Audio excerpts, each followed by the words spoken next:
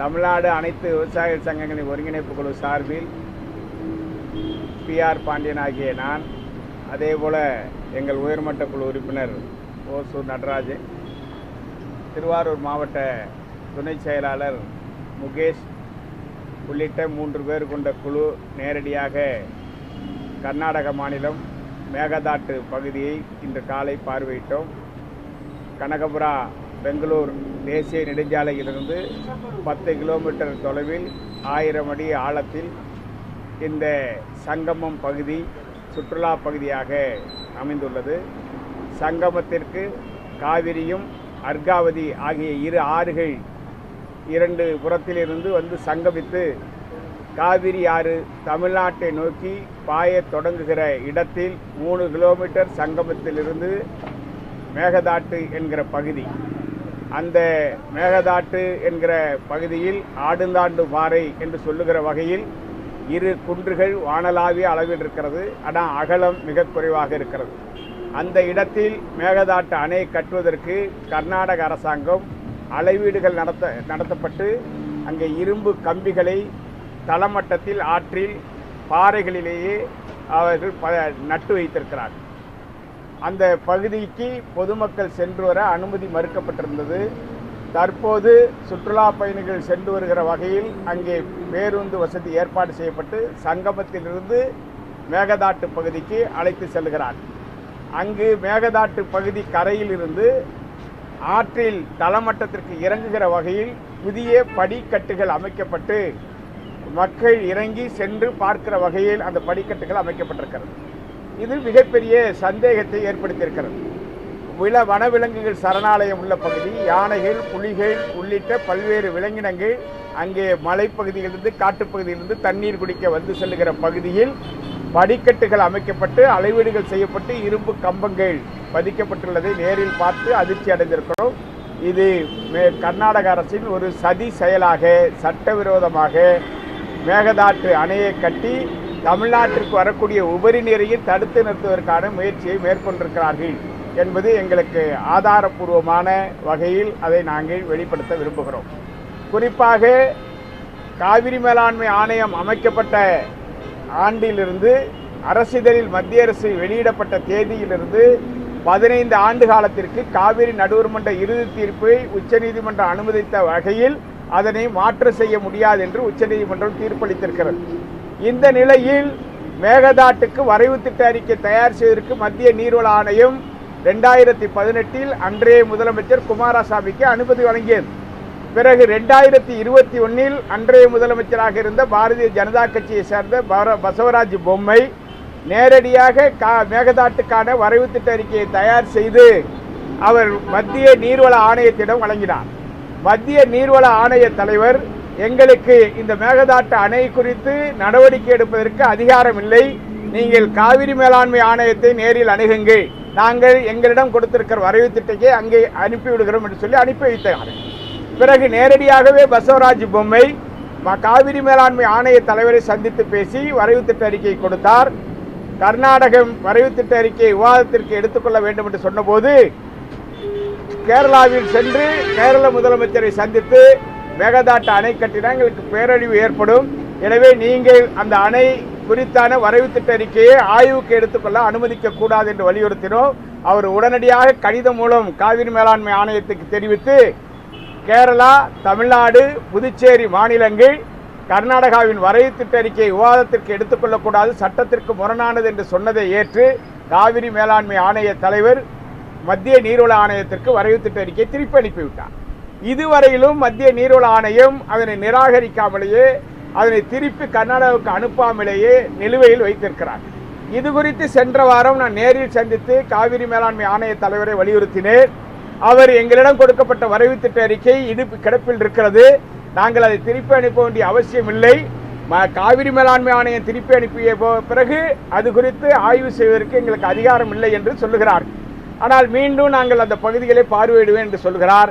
இந்த நிலையில் கர்நாடக முதலமைச்சர் DK சிவகுமார் எங்களுக்கு மேகதாட்டு குறித்து தமிழ்நாடு தொடர்ந்த வழக்குகள் உச்சநீதிமன்றம் 2025 நவம்பர் 13ஆம் தேதி தள்ளுபடி செய்து விட்டதாக ஒரு பொய்யான தகவலை சொல்லி உச்சநீதிமன்றம் ஒரு மாநிலம் தனக்கு தேவையான திட்டத்தை தயார் செய்வதற்கு அவர்களுக்கு அதிகாரம் இருக்கிறது. அதனை தடுப்பதற்கு உச்சநீதிமன்றத்துக்கு அதிகாரம் இல்லை. அந்த வரைவு திட்ட அறிக்கை சட்டப்படி செல்லுமா செல்லாதா என்பதை மத்திய நீர்வள ஆணையம் முடிவெடுத்துக் கொள்ளும். எனவே அதற்கு தடை விதிக்க முடியாது. இந்த தடை விதிக்க முடியாது என்பதை கர்நாடக அரசு தனக்கு அணை கட்டுவதற்கு ஆதரவான தீர்ப்பாக எடுத்துக்கொண்டு தவறான வகையில் அணை கட்டக்கூடாது என்பதையும் சொல்லியிருக்கிறது. இந்த நிலையில் புதிதாக பொறுப்பேற்ற DK சிவகுமார் நேரடியாக மத்திய நீர்வள ஆணைய தலைவரையும் மத்திய ஜல்சக்தி துறை அமைச்சரையும் சந்தித்து உச்சநீதிமன்றம் தமிழ்நாடு போட்ட மேகதாட்டு அணைக்கு எதிரான வழக்குகளை எல்லாம் தள்ளுபடி செய்துவிட்டது. எனவே நீங்கள் எங்களுக்கு அனுமதி வழங்க வேண்டும் என்று கேட்டிருப்பது உச்சநீதிமன்றத்தை அவமதிக்கிற நடவடிக்கையில் ஒரு முதலமைச்சர் ஈடுபட்டிருக்கிறார். எனவே தமிழ்நாடு அரசு கர்நாடக முதலமைச்சர் DK சிவகுமார் மீது உச்சநீதிமன்றத்தில் நீதிமன்ற அவமதிப்பு வழக்கு தொடர வேண்டும். காவிரி குறித்து சட்டப்படியான நடவடிக்கைகளை தீவிரப்படுத்த வேண்டும். இதற்கு இடையிலேயே நடந்து முடிந்திருக்கிற சட்டமன்ற கூட்டத்தொடரில் மேகதாட்டு அணைக்கு அனுமதி கொடுக்கக்கூடாது என்று நிறைவேற்றப்பட்ட தீர்மானத்தில் எதிர்க்கட்சி தலைவர் உதயநிதி ஸ்டாலின் கேட்டுக்கொண்டதற்கிணங்க இடைச்செருகலாக ஒரு நடுவர் மன்றம் கேட்டு தீர்மானம் நிறைவேற்றியிருப்பதை நிராகரிக்க வேண்டும். அந்த தீர்மானத்தை திரும்ப பெற தமிழக முதலமைச்சர் நடவடிக்கை எடுக்க வேண்டும் என்று நாங்கள் வலியுறுத்துகிறோம். கர்நாடகம் எந்த சூழ்நிலையிலும் மேகதாட்டு அணை கட்டுவதற்கான அனைத்து முயற்சிகளையும் சட்டவிரோதமாக மேற்கொள்கிறது. இதனை ஒட்டுமொத்தமாக தமிழ்நாட்டில் அனைத்து அரசியல் கட்சிகள் விவசாய சங்க அமைப்புகளை கூட்டி அடுத்த கட்ட தொடர் நடவடிக்கைகளை மேற்கொள்ள வேண்டும். மத்திய அரசுக்கு தமிழ்நாட்டில் ஒட்டுமொத்த குரலாக ஓங்கி ஒலிக்க வேண்டும். கர்நாடகாவில் பாரதிய ஜனதா கட்சியும் காங்கிரஸ் கட்சியும் மாறி மாறி ஆட்சி அமைப்பதற்கு அதிகாரம் இருக்கிறது, வாய்ப்பு இருக்கிறது என்பதை கருத்தில் கொண்டு தமிழ்நாட்டிற்கு எதிரான நிலைப்பாட்டுக்கு துணை போவதை நாம் கண்டிக்கிறோம். எனவே அது குறித்து தமிழ்நாடு முதலமைச்சர் உரிய நடவடிக்கைகளை விரைந்து மேற்கொள்ள வேண்டும் என்று வலியுறுத்துகிறோம்.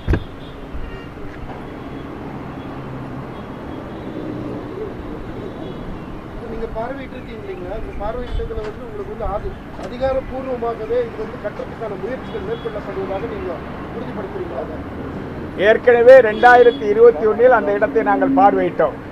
அப்பொழுது நாங்கள் பார்வையிட்டு வெளியிட்ட அறிக்கையை தானாக முன்வந்து தென்னிந்திய பசுமை தீர்ப்பாயம் ஒரு வழக்கு பதிவு செய்து அங்கு அணை கட்டக்கூடாது, அடர்ந்த வனப்பகுதி, புலிகள் யானைகள் சரணாலயம் இருப்பதை அழித்துவிட்டு அணை கட்ட அனுமதிக்க மாட்டோம், அதற்கு தடை விதிக்கிறோம் என்று தென்னிந்திய பசுமை தீர்ப்பாயம் தடை விதித்தது. அந்த நேரத்தில் திமுக ஆட்சி பொறுப்பேற்றிருந்த நிலையில் மீண்டும் ஜூலை மாதத்தில் தேசிய பசுமை தீர்ப்பாயம் தென்னிந்திய பசுமை தீர்ப்பாயத்தின் தீர்ப்பை நிராகரிப்பதற்கு அவர்களுக்கு அதிகாரம் இல்லை, உச்சநீதிமன்றத்துக்கும் அதிகாரம் இல்லை.